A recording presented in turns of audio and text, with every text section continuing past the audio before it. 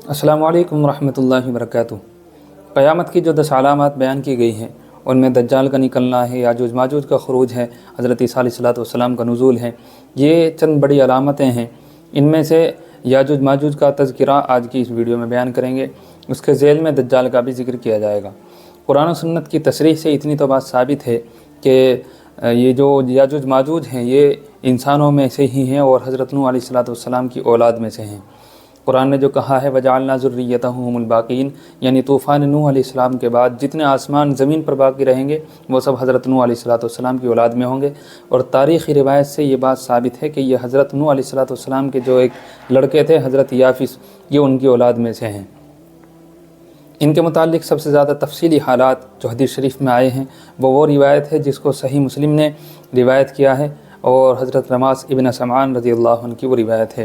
वो फरमाते हैं कि रसूलुल्लाह सल्लल्लाहु अलैहि वसल्लम ने एक दिन सुबह के वक्त दज्जाल का तज़किरा फरमाया और तज़किरा करते हुए बाज़ बातें उसके मुताल्लिक़ ऐसी फ़रमाई कि जिससे उसका हक़ीर और ज़लील होना मालूम होता था कि वो काना है, और बाज़ बातें उसके मुताल्लिक़ ऐसी फ़रमाई जिससे मालूम होता था कि उसका फ़ितना बहुत ज़्यादा सख्त होगा।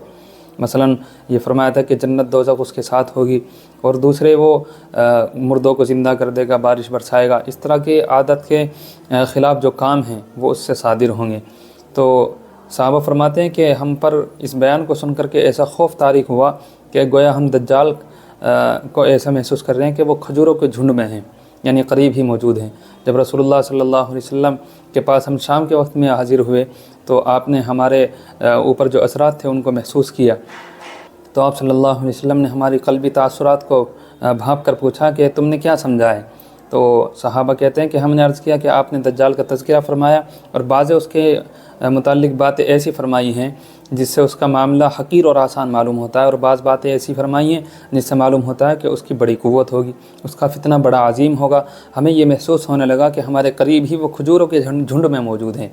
आप सल्लल्लाहु अलैहि वसल्लम फरमाने लगे कि आपको फ़िक्र करने की ज़रूरत नहीं, जब तक मैं तुम्हारे दरमियान हूँ मैं ख़ुद मुकाबला कर लूँगा, और अगर वो मेरे बाद निकलता है तो हर शख्स अपनी हिम्मत के मुआफ़िक उसको मग़लूब करने की कोशिश करेगा, यानी अपनी ईमानी ताकत के बक़दर वो जो है उसका जवाब देगा।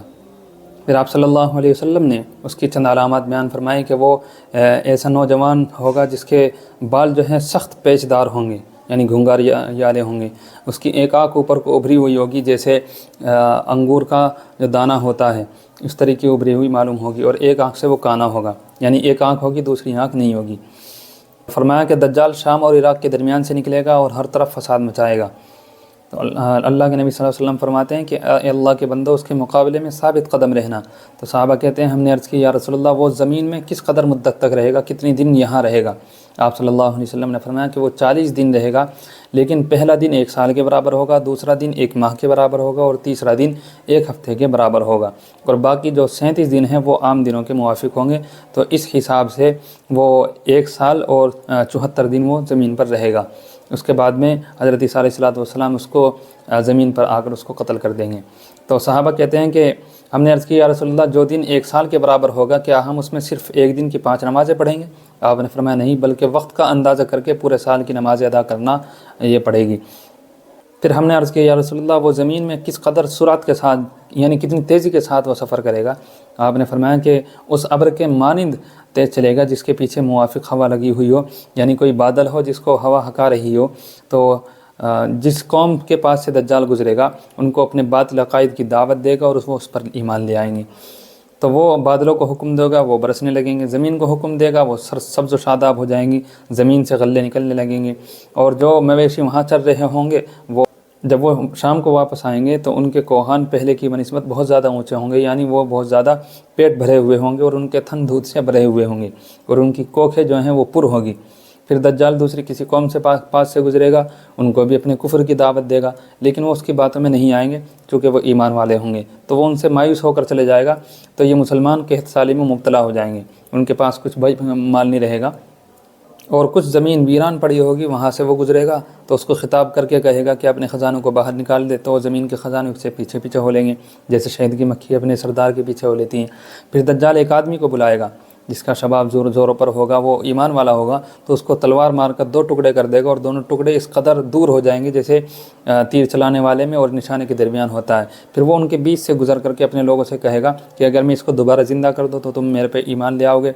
तो वो कहेंगे हम तो तुम्हारे पे पहले ही ईमान लाए हुए हैं, अगर आप इसको दोबारा ज़िंदा करोगे तो हमारा ईमान और मजबूत हो जाएगा। तो वो उसको उन बुज़ुर्ग को उस नौजवान को दोबारा ज़िंदा कर देगा। तो जब वो नौजवान ज़िंदा हो जाएगा तो दज्जाल की तरफ हंसता हुआ रोशन चेहरे के साथ आएगा और कहेगा कि अब तो मुझे पूरा यकीन हो गया है कि तू ही दज्जाल है। तो ये जो नौजवान है इसके बारे में लिखा है कि ये मदीना मुनव्वरा के एक आलिम होंगे और ये दज्जाल के बारे में जब इनको मालूम होगा तो उससे मुनाजरा करने के लिए ये मदीने से बाहर निकल कर आएंगे और दज्जाल से बातचीत करेंगे। दज्जाल मक्का मुकर्रमा जाने का इरादा करेगा, लेकिन अल्लाह तबारक व तआला वहाँ फ़रिश्तों का पहरा रखेंगे तो वो वहाँ दाखिल नहीं हो सकेगा। इसी तरह मदीना मुनव्वरा जाने की कोशिश करेगा तो वो मदीने में भी नहीं जा सकेगा, चूँकि वहाँ भी फ़रिश्तों का जो पहरा रहेगा। और मदीने में उस वक्त में 7 दरवाज़े होंगे और 7 दरवाज़ों पर 2-2 फ़रिश्ते खड़े होंगे, तो जिसकी वजह से वो मदीने में दाखिल नहीं हो सकेगा। लेकिन मदीने में ज़ोरदार ज़लज़ला आएगा जिसकी वजह से जो मुनाफिकीन लोग होंगे, जिनके ईमान कमज़ोर होंगे, तो वो बाहर निकल कर आ जाएंगे और जब बाहर निकलेंगे तो वो दज्जाल के जाल में फंस जाएंगे। और ये ज़लज़ला इसीलिए आएगा कि जो रसूलुल्लाह सल्लल्लाहु अलैहि वसल्लम की मोहब्बत की वजह से नहीं बल्कि अपनी ज़रूरत की वजह से वो मदीने में रुके हुए थे, अल्लाह ताला उनको बाहर कर देगा और वो दज्जाल के फंदे में फंस जाएंगे। चुनांचे दज्जाल मदीने से नाउम्मीद होकर के शाम की तरफ जाएगा। इमाम मेहदी पहले से ही वहाँ पर पहुँच रहे होंगे और जंग की तैयारी में मशगूल होंगे। इसी दौरान असर की नमाज़ का वक्त हो जाएगा, मुअज्जिन अज़ान देगा, नमाज़ के लिए लोग खड़े होने की तैयारी कर रहे होंगे। तो इसी दौरान हज़रत ईसा अलैहिस्सलातु वस्सलाम दमिश्क की जामे मस्जिद में जो मशरिकी मीनारा है उस पर 2 फरिश्तों के कंधों पर हाथ रख करके वो नुज़ूल फरमाएंगे और फिर सीढ़ी तलब करेंगे कि सीढ़ी ले आओ, ताकि आलम असबाब में आने के बाद में असबाब को इख्तियार करके वो नीचे तशरीफ़ ले आएँ। तो हज़रत इमाम मेहदी उनसे फरमाएंगे कि आप इमामत फरमाएँ। तो हज़रत ईसा अलैहिस्सलातु वस्सलाम उन्हीं को आगे कर देंगे और ये फरमाएंगे कि मैं तो सिर्फ़ दज्जाल को कत्ल करने के लिए भेजा गया हूँ। चुनांचे मुसलमानों का लश्कर दज्जाल के लश्कर के साथ जंग करेगा और अल्लाह तबारक व तआला मुसलमानों को फ़तह नसीब फरमाएंगे। और हज़रत ईसा अलैहिस्सलातु वस्सलाम की तासीर ये होगी कि जहाँ तक हज़रत ईसा अलैहिस्सलातु वस्सलाम का सांस पहुँचेगा तो काफिर ख़त्म हो जाएगा, काफिर की मौत आ जाएगी। तो हज़रत ईसा अलैहिस्सलातु वस्सलाम बाब लुद पर दज्जाल को कत्ल करेंगे। ये बाब लुद बैतुल मुक़द्दस के करीब, मस्जिद अक़सा के करीब एक बस्ती है, एक दरवाज़ा का नाम है। जो भी हो ये अभी मौजूद है।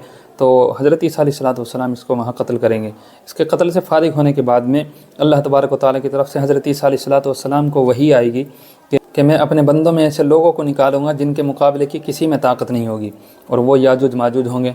तो हज़रत ईसा अलैहिस्सलातु वस्सलाम को हुक्म देंगे कि आप मुसलमानों को जमा करके कोह तूर पर चले जाएँ। चुनांचे हज़रत ईसा अलैहिस्सलातु वस्सलाम तमाम मुसलमानों को लेकर कोह तूर पर चले जाएंगे। कुछ लोग जो हैं मज़बूत जो किले होंगे उनमें वो महफूज हो जाएंगे। तो अल्लाह तबारक व तआला याजूज माजूज को खोल देंगे। तो वो इतनी तेज़ी के साथ निकलेंगे कि ऐसा मालूम होगा कि जैसे ऊंचाई से कोई चीज़ फिसलती हुई आ रही हो, यानी इतनी ज़्यादा तादाद उनकी होगी कि वो फिसलते हुए नज़र आएंगे।